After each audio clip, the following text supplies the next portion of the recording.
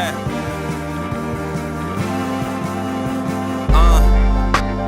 Bands will make a dance. My way with words will too. Yeah. I do this for my. Welcome back to part 3 of the Unleash Your Spirit segment. Today we'll be talking with Mark Ashton, a local Houston native who produces timeless beats. I know you out there, chilling, vibing. Twin flames ignite at universal timing.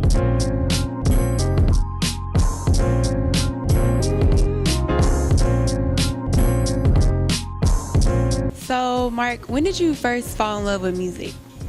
So I've always been in love with music. I got that from my parents. You know, they love their old school music and stuff. Your Earth, Wind and Fire, your, Atlantic Star, stuff like that.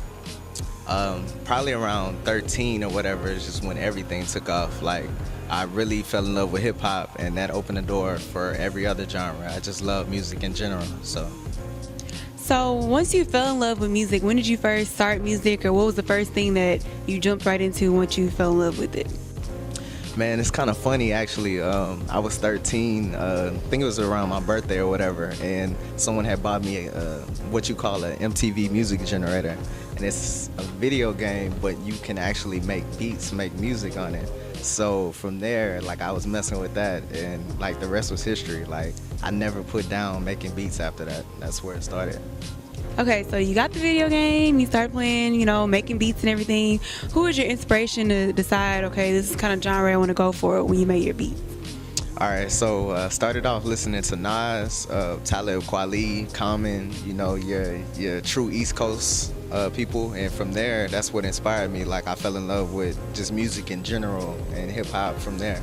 So that kind of just spiraled into what I make now. So starting out, you had your genre down, you had, what you're going to do. How did your family react? Were they really supportive? Were they kind of apprehensive, seeing as the music industry can go either way? My family, for the most part, yeah, they were supportive. It's kind of hard to get them to listen sometimes. I mean, because just life is crazy, everybody's busy. But my little sister, she's like the biggest supporter or whatever. She hears my music and she loves it. She tries to stay up on it. So I commend her for that. Like, my mom and my old man, I'm trying to get them to listen a little bit more. So we'll see how that goes. So you mentioned that your little sister listens to your music. She's a big fan. She's 14. And then your parents, you're trying to get them to listen to it more. Who is your music intended for? Honestly, my music is geared for everybody. I want it to have a global feel to it, whether you're young or old. I just want anybody to be able to just hop on like a flight and listen to Astronomics when they're on the plane. Just take me everywhere with you. So in a city like Houston, where, underground artists are really popular, and Houston thrives on that, how do you separate yourself from the competition? I separate myself from most Houston artists because I don't sound like your everyday Houston artist. I have love for my city and everything, but when you listen to my music, you can never tell that I'm from here. I mean, it's so different than what we, listen to, what we're surrounded by. So, I have love for the Houston sound, but I think my sound is more cosmic or more like global for the most part. So you mentioned being a more global artist. What do you feel the music industry is missing globally or locally? I feel like music is missing individuality, fearlessness, just an artist saying that this is who I am, this is what I'm gonna make. You guys can love it or hate it. Like, just being yourself, that's what music needs. So you've been producing music for at least 10 years now. I know you've probably gone through some changes, changed, the way you approach things. How have you grown as an artist? I can definitely say that I've grown as an artist in just overall comfort, just being able to make what I feel, and just that become the finished product or whatever. Like, I love that. In the beginning, I started out making kind of like club beats or, that kind of thing. But now I'm more like on the hip hop, soul, jazz vibe, trying to make more music that everybody can relate to, not just one demographic. So I've heard a few of your projects, 1989, Solstice.